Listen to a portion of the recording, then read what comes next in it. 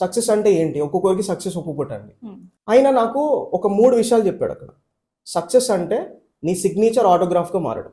Success అంటే నువ్వు ఏ స్కూల్లో చదువుకున్నావు అదే స్కూల్కి చీఫ్ గెస్ట్కి వెళ్ళడం. మీరు అలా వెళ్ళారు కదా ఆల్రెడీ?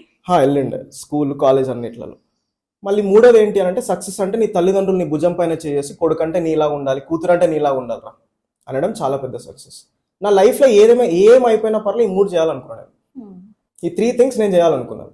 సో ఆ ఇంటర్ ఫస్ట్ ఇయర్ మూమెంట్లో ఎప్పుడైతే ఒక టీనేజ్ లెవెల్లో నా మైండ్ సెట్ ఉన్నప్పుడు అట్లాంటి మాటలు విని ఆ మాటలను ఎంత సీరియస్గా తీసుకున్నాను అంత సీరియస్గా తీసుకున్నాను. సో ఈ రోజు నేను ఒక స్కూల్కి వెళ్తున్నా, ఒక కాలేజ్కి వెళ్తున్నా, ఒక కార్పొరేట్ సెక్టార్స్ ఎక్కడ వెళ్తున్నా కానీ ఆన్లైన్ ఎక్కడైతే ఉన్నానో ఒకటే అంశం, నేను ఈరోజు మాట్లాడడం వల్ల అది ఎంతోమంది జీవితాలు ప్రభావితం అవుతాయి.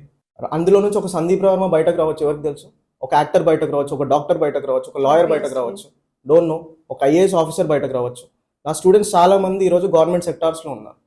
అసలు అసలు నథింగ్ అనే అట్లాంటి స్టేజెస్ నుండి చాలా మంది కాల్ చేసి సార్ ఒకసారి మీ స్పీచ్ ని నేను ఇట్లా ఈరోజు ఎస్ఐన్ అయినా సార్ అని కూడా కాల్స్ వచ్చినాయి నాకు. అట్లాంటి స్టూడెంట్స్ కూడా ఉన్నారు.